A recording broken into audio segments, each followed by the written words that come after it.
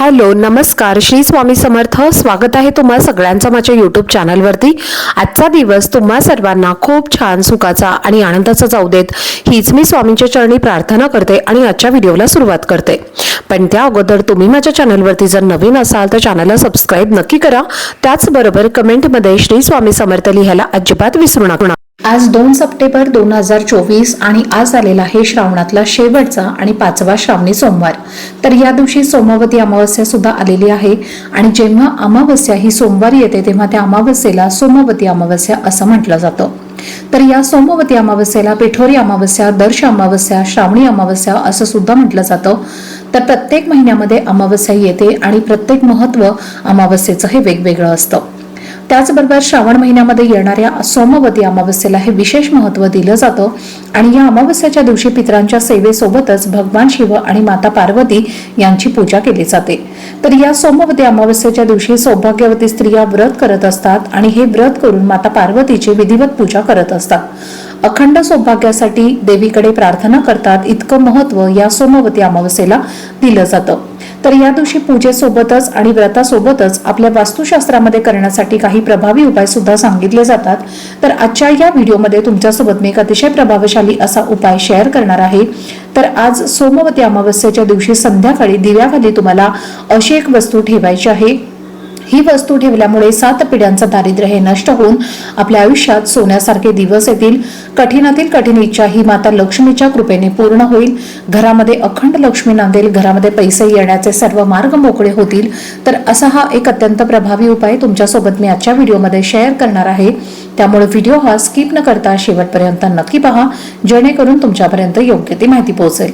आणि तुम्ही माझ्या चॅनलवरती जर नवीन असाल तर चॅनलला पण लगेच सबस्क्राइब करा आणि बेल आयकॉनला पण प्रेस करा, म्हणजे मी जेव्हा कधी नवीन व्हिडिओज अपलोड करेन त्याचं नोटिफिकेशन सर्वात आधी तुम्हाला मिळेल आणि तुमचा एकही व्हिडिओ हा मिस होणार नाही। तर पहा, आपल्याला हा जो उपाय आहे तर तो आज संध्याकाळी करायचा आहे। आज पिठोरी अमावस्या आहे, 5वा श्रावण सोमवार सुद्धा आहे। तर श्रावणातला आज शेवटचा दिवस आहे आणि या दिवशी तुम्हाला हा उपाय करायचा आहे। जर संपूर्ण श्रावण महिन्यामध्ये तुम्हाला व्रत करणं शक्य झालं नसेल किंवा कोणत्याही प्रकारची सेवा तुम्ही केल्या नसतील किंवा कोणतेही उपाय जर तुम्ही केले नसतील तर आज या शेवटच्या श्रावण सोमवारी हा एक अत्यंत प्रभावी उपाय नक्की करा। हा उपाय केल्यामुळे साक्षात भगवान महादेव हे तुमच्यावरती प्रसन्न होतील आणि तुमच्या मनातील प्रत्येक इच्छा ते पूर्ण करतील। तर हा उपाय तुम्हाला आज सायंकाळी 6 वाजल्यापासून तर रात्री 9 वाजेपर्यंत करण्याचा प्रयत्न करायचा आहे। कारण ही जी वेळ असते तर ती आपल्या घरामध्ये लक्ष्मी येण्याची वेळ असते आणि अमावस्या तिथी ही माता लक्ष्मीला समर्पित असते आणि ज्या पण आपल्या घरामध्ये लक्ष्मीला प्रसन्न करून घेण्यासाठी सेवा उपाय केले जातात त्या घरावरती लक्ष्मीची कृपा होत असते। त्या घरामध्ये अखंड लक्ष्मी नांदत असते आणि त्यामुळे आपल्याला 6 ते 9 या वेळेमध्येच हा उपाय करण्याचा जास्तीत जास्त प्रयत्न करायचा आहे। जर तुम्हाला हा या वेळेमध्ये उपाय करणं नाही शक्य झालं तर तुम्ही अगदी 9:30 ते 9:30 वाजल्यापासून ते रात्री 12 वाजेपर्यंत सुद्धा हा उपाय केला तरीही चालेल। तर हा उपाय जो आहे तर तो आपल्याला आपल्या घरामध्ये लक्ष्मी प्राप्तीसाठी, धनप्राप्तीसाठी करायचा आहे। जर तुमच्या घरामध्ये आलेला पैसा टिकत नसेल, बऱ्याच वेळेला तुम्ही पाहिलं असेल की घरामध्ये भरपूर पैसा येतो पण आलेला पैसा हा कधीच टिकत नाही। कोणत्या ना कोणत्या कारणाने आलेला पैसा हा घरातून निघून जातो, आपल्या हातून तो जास्त प्रमाणामध्ये खर्च होतो आणि म्हणून पैशाला पैसा हा लागत नाही। म्हणजेच काय तर लक्ष्मी आपल्यावरती प्रसन्न आहे पण आपल्याकडे स्थिर नाही। जितकं महत्त्व लक्ष्मीला प्रसन्न करण्यासाठी दिलं जातं तितकंच महत्त्व लक्ष्मी टिकून ठेवण्यासाठी सुद्धा दिलं जातं आणि म्हणूनच माता लक्ष्मीला स्थिर ठेवण्यासाठी आपल्याला हा उपाय करायचा आहे।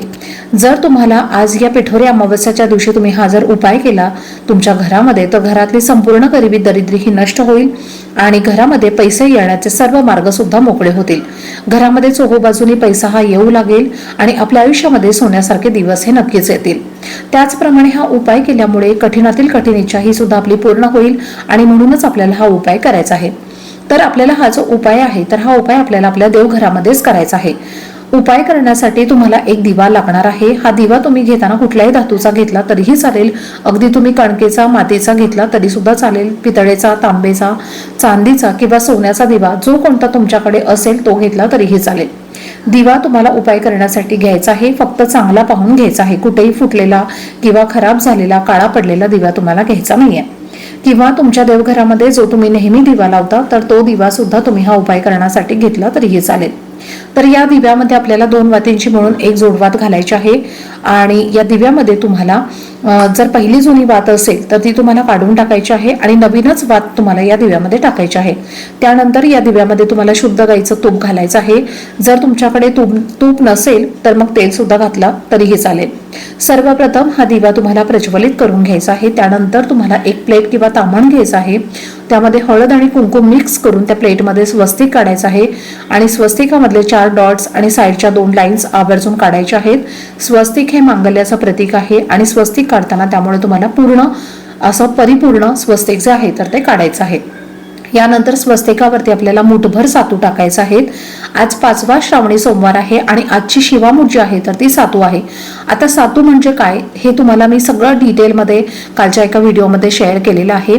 मुठभर सातू जे आहेत तर ते आपल्याला घ्यायचे आहेत आणि सातू तुम्ही गव्हाचे घेऊ शकता किंवा तांदळाचे सुद्धा घेतले तरीही चालतील।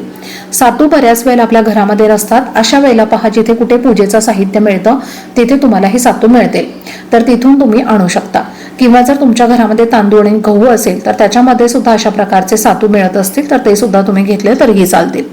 आता सातू जे आहेत तर मग तुम्हाला तांदळाचे भेटले तर ते सातू तुम्हाला घ्यायचे आहेत। तांदळाचे सातू नाही मिळाले तर तुम्ही गव्हाचे सातू सुद्धा घेतले तरीही चालतील। मुठभर सातू तुम्हाला या ताम्हणामध्ये किंवा प्लेटमध्ये स्वस्तिकावरती ठेवायचा आहे आणि त्यानंतर हा दिवा जो प्रज्वलित आपण केलेला आहे तर तो दिवा तुम्हाला या सातूवरती ठेवायचा आहे। तर पहा, या आपल्याला खूप महत्त्वाच्या 2 वस्तू टाकायच्या आहेत लक्ष्मीला आकर्षित करण्यासाठी आणि आलेली लक्ष्मी आपल्या घरामध्ये स्थिर ठेवण्यासाठी तुम्हाला हा उपाय करायचा आहे। त्याचबरोबर केसर जे आहे जे आपण आपल्या घरामध्ये वापरत असतो, अगदी थोडंसं केसर तुम्हाला या दिव्यामध्ये टाकायचं आहे। माता लक्ष्मीला केसर हे अतिशय प्रिय आहे आणि बऱ्याच वेळेला आपण जेव्हा लक्ष्मीला खिरीचा नैवेद्य बनवत असतो तेव्हा केसर हे वापरलं जातं आणि म्हणून अगदी थोडंसं केसर हे तुम्हाला दिव्यामध्ये टाकायचं आहे। चिमूटभर तुम्हाला कुंकू जे असतं तर ते सुद्धा दिव्यामध्ये टाकायचं आहे। त्यानंतर दिव्याला हळदी कुंकू तुम्हाला लावायचं आहे, अक्षता अर्पण करायचे आहेत, फूल अर्पण करायचं आहे आणि यानंतर तुम्हाला माता लक्ष्मीचं नामस्मरण करायचं आहे, कुलदेवीचं नामस्मरण करायचं आहे आणि हा दिवा तुम्हाला लावून झाल्यानंतर श्री सुक्तमचं पठण करायचं आहे। श्री सुक्तमचं पठण करून झाल्यानंतर माता लक्ष्मीला तुमच्या मनातील इच्छित मनोकामना पूर्ण होण्यासाठी, घरातली गरिबी दरिद्री नष्ट होण्यासाठी अगदी मनोभावे प्रार्थना करायची आहे आणि हा दिवा संध्याकाळी लावल्यानंतर कमीत कमी रात्री 12 वाजेपर्यंत चालू राहील याची विशेष काळजी तुम्हाला घ्यायची आहे। शक्य असेल तर तुम्ही रात्रभर सुद्धा हा दिवा चालू ठेवू शकता।